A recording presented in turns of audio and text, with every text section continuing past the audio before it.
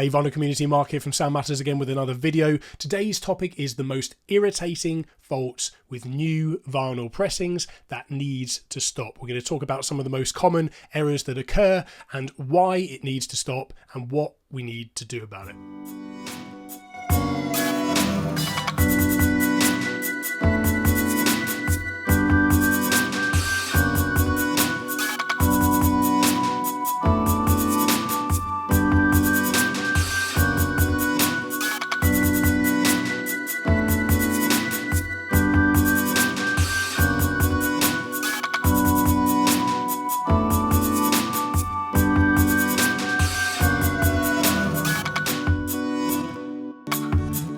So first things first, before we get started, I absolutely love the vinyl format. That's what this channel is all about. That's what my website, Sound Matters, is all about. So this is not about bringing down the format or slagging anybody off or anything like that, to use that British phrase.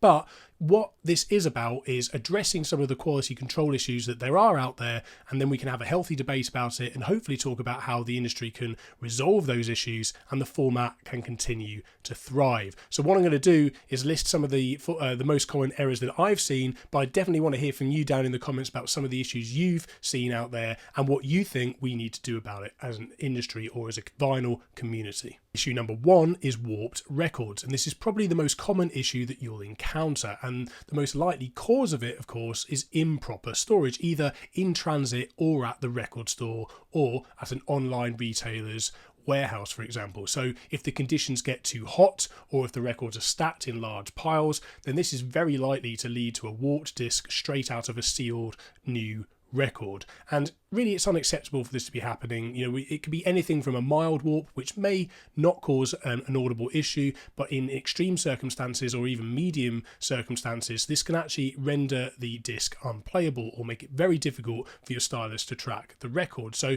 you want a record to be as flat as possible, and a lot of that does come down to, I think, improper storage at retailers. So that's the issue that kind of needs to be addressed there, but it's probably one of the most common issues that you'll come across.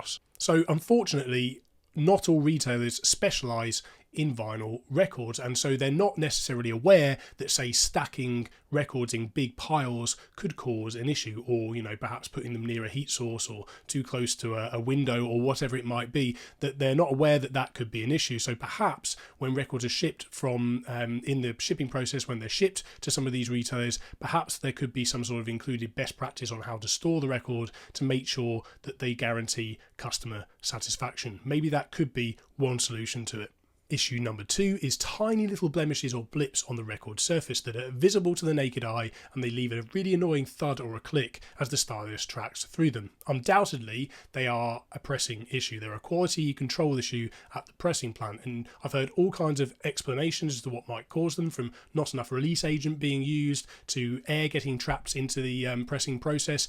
However, whatever it is an unacceptable issue and needs to be addressed. I think, you know, perhaps there needs to be some quality control standards that are put in place within the industry, and I think as consumers we need to send the message that it's not acceptable by returning those records whenever they materialise. Unfortunately, what I have found is that if a record has a blemish on it, it tends to be the entire batch that's affected. I've sent a record back and then been sent a new one twice in a row, and I found that exactly the same blemishes, but just on a different part of the record surface, is still there. So it suggests that it affects the entire batch. You might get lucky, send one back, get one back that doesn't have a blemish in there or a little bubble in the surface, but in my experience, it tends to affect the entire batch. And so it's a serious issue for quality control and definitely needs to be talked about and needs to be addressed within the industry.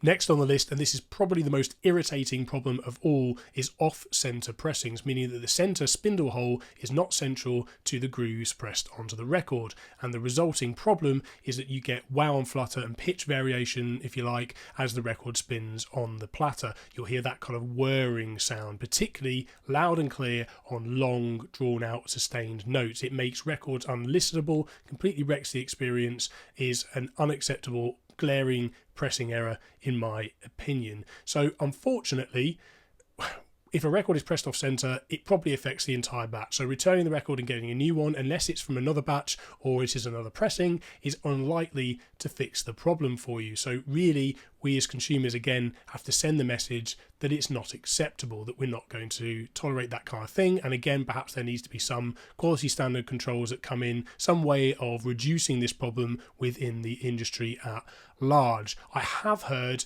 of people trying to fix the problem themselves by kind of crudely widening the spindle hole and then using a record clamp to reposition the record so that it then plays central on the platter.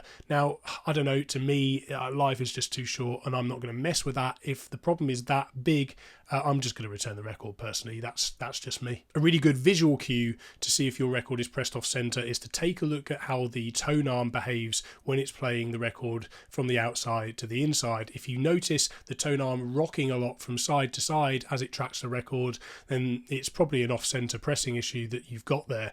Now, if the record sits nice and steady in the groove as it makes its journey from the outside of the record to the inside, then chances are you've got a really nice, perfectly pressed, perfectly centered record.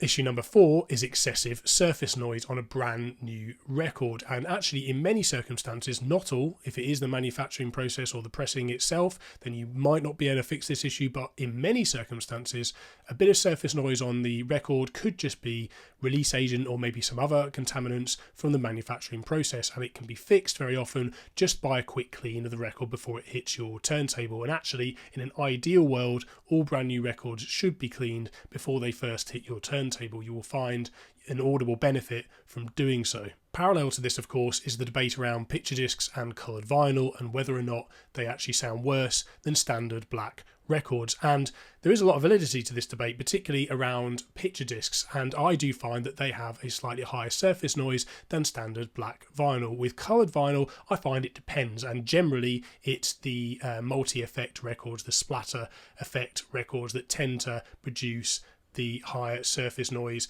when it occurs, and that's to do with how the two different colours kind of melt and fuse together, I believe, within the manufacturing process from the record plants that I've spoken to at least. Last one on the list is inconsistencies with coloured records, where you get a bit of a, I don't know, cross-contamination or a blemish on the surface that mixes in some other colour with an otherwise solid coloured record. And it's a bit of a minor irritant, really, compared to some of the glaring errors that I've mentioned so far in terms of pressing issues and everything. But I think when you're selling a record as a premium product, you know, little blemishes like that, if you say it's a bright yellow record, for example, like the example that I'm going to bring up on the screen, then it should be a bright yellow record without these kind of blemishes and inconsistencies in colour. I think that really, if you're selling records as a premium product, which, let's face it, they're a luxury these days, really, they're a luxury premium audiophile kind of listening experience, and that includes the artwork, includes the entire package. I think within certain tolerances they should be as close to perfect as possible.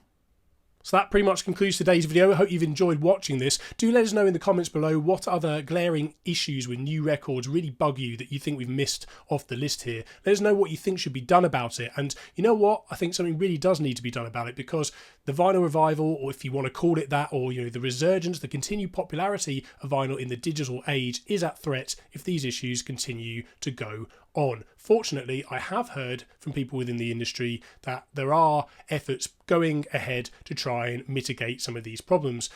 People like the RIAA, for example, have been getting together to try and come up with a document, a kind of standards in terms of printing and manufacturing of records, to try and make sure that there are quality control standards more in play that are across the industry as a whole. I think that's a good development. Also, you know, in recent years, the formation of organisations like the Vinyl Alliance, for example, I think is a positive development for the industry to get together, talk about common problems and work towards a stronger vinyl community and vinyl wider industry as a whole. I think these are all positive developments, and you know, if people want to continue to have business models around this, then they're going to have to address these issues if we're going to continue to see vinyl thrive, which I think we all as a vinyl community want to see. So again, thank you ever so much for watching. Let us know down in the comments, let's have a discussion about this, and if you're new to the channel, please do consider subscribing, and we will see you in the next video.